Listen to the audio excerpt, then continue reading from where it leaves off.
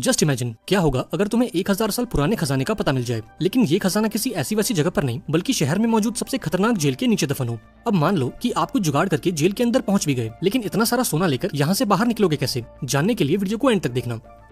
इस कहानी की शुरुआत होती है जैंग नाम के एक आदमी से, जो कि एक राइटर है और अलग अलग किस्म की कहानियां लिखता है। जैंग का सपना है कि वो अपनी लिखी कहानियों पर एक फिल्म बनाए, लेकिन एक फिल्म को प्रोड्यूस करने में काफी पैसे लगते हैं और फिलहाल जैंग के पास एक फूटी कौड़ी तक नहीं है। अब अगले दिन जैंग उस प्रोड्यूसर से मिलने पहुंचा जिसके लिए वो काम करता है, लेकिन ऑफिस आकर उसने देखा कि वो प्रोड्यूसर एक दूसरे राइटर की धुनाई कर रहा है क्योंकि उसने समय पर अपनी कहानी पूरी नहीं की थी। अब ये देखकर जैंग काफी घबरा गया क्योंकि उसकी कहानी भी अभी अधूरी थी, लेकिन इससे पहले कि प्रोड्यूसर उसका भूत बनाता, उसने अपनी गलती मान ली और कहानी को पूरा करने के लिए 1 महीने का टाइम मांगा। लेकिन 1 महीने के बजाय प्रोड्यूसर ने जैंग को केवल 4 दिनों की मोहलत दी, और अगर इन 4 दिनों में उसने इस कहानी को पूरा नहीं किया तो उसे प्रोड्यूसर के पूरे पैसे लौटाने होंगे। अब भारी मन के साथ जैंग अपने घर पहुंचा और उस कहानी पर काम करना शुरू कर दिया, लेकिन काफी पन्ने फाड़ने के बावजूद भी वो कोई ढंग की चीज नहीं लिख पा रहा था। आखिरकार जैंग इस काम से तंग आ गया और दिमाग को ठंडा करने के लिए बियर पीने लगा।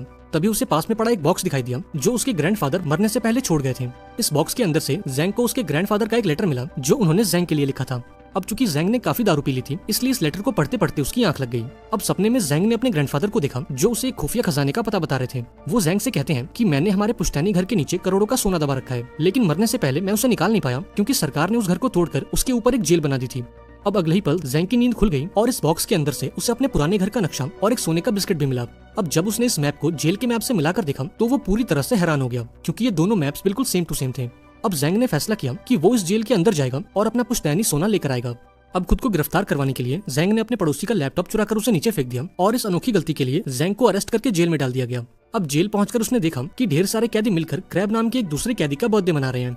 थोड़ी देर बाद क्रैब जैंग से मिलने पहुंचा और उसे बताया कि किसी जमाने में उसका भी जैंग नाम का एक दोस्त हुआ करता था, इसलिए क्रैब ने इस जैंग को भी अपना दोस्त बना लिया और जेल के अंदर उसकी हिफाजत करने का वादा किया।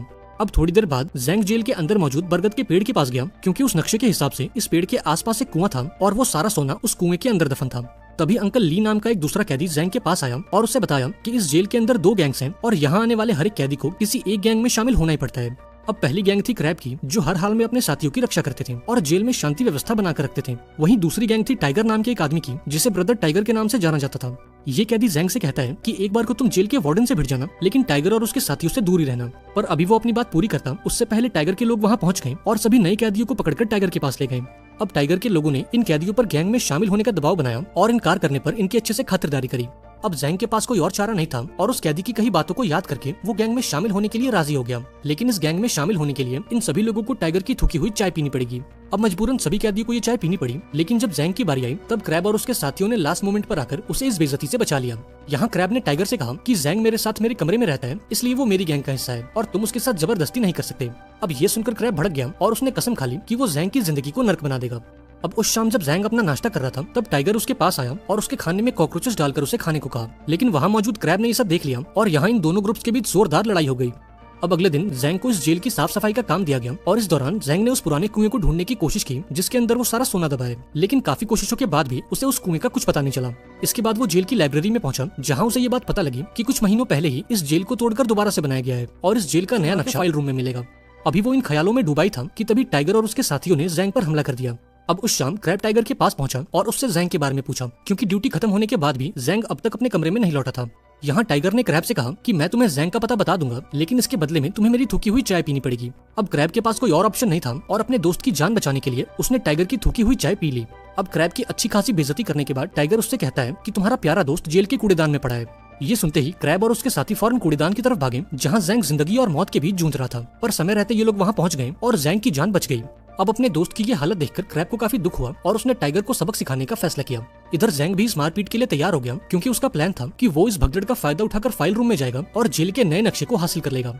अब थोड़ी देर बाद ये दोनों ग्रुप्स एक दूसरे के आमने सामने आ गए और इनके बीच जोरदार मुठभेड़ हो गई। इस भगदड़ का फायदा उठाकर जैंग ने गार्ड से उस फाइल रूम की चाबी चुरा ली और फौरन उस कमरे की तरफ भागा, लेकिन इससे पहले कि वो अंदर जा पाता टाइगर और उसके साथियों ने उसकी खूब पिटाई लगाई और इस मारपीट के दौरान जैंग ने उस चाबी को कहीं खो दिया। अब इस लड़ाई के चलते टाइगर और क्रैब समेत जैंग को भी गिरफ्तार कर लिया गया और इन्हें इस अंधेरी जेल में डाल दिया गया। यहाँ जैंग काफी उदास था क्योंकि वो इस काल कोठरी में बैठे बैठे सोना नहीं ढूंढ सकता था।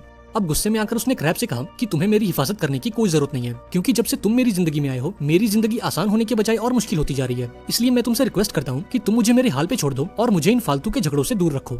अब इन बातों को सुनकर क्रैब को काफी बुरा लगा क्योंकि वो तो सिर्फ जैंग की हिफाजत करना चाहता था। थोड़ी देर बाद उसने जैंग से माफी मांगी और उसे बताया कि उसकी जिंदगी में दोस्तों से बढ़कर और कुछ नहीं है। इसलिए जब उसने जैंग की ये हालत देखी तो वो खुद को रोक नहीं पाया, से पंगा ले लिया।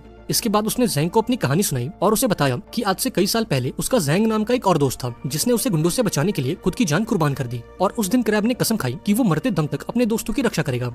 अब ये सब सुनकर जैंग को एहसास हुआ कि गुस्से में आकर उसने क्रैब को कितना कुछ कह दिया। इसके बाद उसने क्रैब से माफी मांगी और उसे बताया कि वो इस जेल में क्यों आया है। उसने क्रैब को बता दिया कि वो जेल में अपने पूर्वजों का सोना लेने आया है। इस पर क्रैब ने उससे कहा कि मैं वो सोना ढूंढने में तुम्हारी मदद करूंगा, लेकिन इसके बदले में मुझे कुछ नहीं चाहिए क्योंकि वो सोना तुम्हारे पूर्वजों का है और उस पर पूरी तरह से तुम्हारा हक है।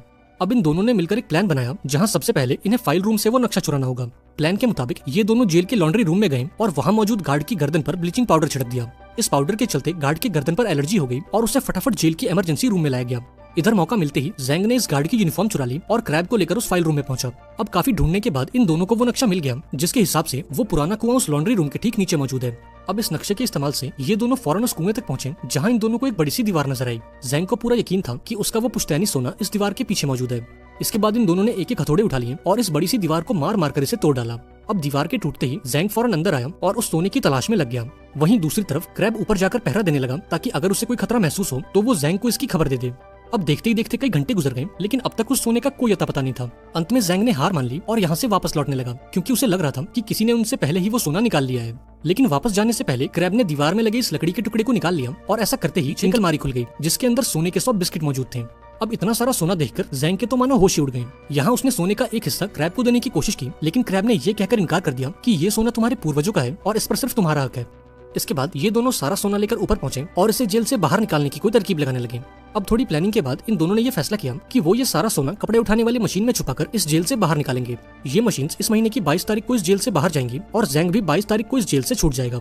लेकिन 22 तारीख को आने में अब भी काफी समय था और तब तक इन्हें ये सोना बाकी लोगों से छुपा कर रखना था। इसलिए जैंग ने अपना दिमाग लगाया और ये सारा सोना तेजाब की बाल्टी में डाल दिया क्योंकि तेजाब कितना भी खतरनाक क्यों ना हो पर वो सोने का कुछ नहीं बिगाड़ सकता। अब अपना पुश्तैनी सोना पाकर जैंग काफी खुश था क्योंकि अब वो अपना सारा कर्ज उतार कर अपनी मनचाही कहानियों पर फिल्में बना सकता है।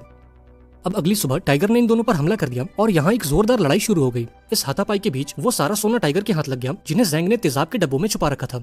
अब इनकी लड़ाई को सुनकर जेल के गार्ड्स भी उस कमरे तक आ पहुंचे, पर इससे पहले कि ये तीनों पकड़े जाते इन्होंने वो सारा सोना दोबारा से छुपा दिया। अब गार्ड्स के पूछने पर टाइगर ने बताया कि काम करते वक्त जैंग का पैर फिसल गया था और वो तो जैंग की मदद कर रहा था। अब पकड़े जाने के डर से जैंग ने भी इस बात में हामी भर दी और ये देखकर क्रैब को काफी बुरा लगा और वो समझ गया कि जैंग के लिए सोने से बढ़कर और कुछ नहीं है। क्रैब को इस बात का इतना बुरा लगा कि उसने मन ही मन जैंग से दोस्ती तोड़ दी। अब उस शाम क्रैब को खबर मिली कि उसकी बेटी काफी बीमार है और उसे आईसीयू में एडमिट किया गया है। ये जानकर वो जैंग के पास पहुंचा और उसके प्लान में शामिल होने की बात कही।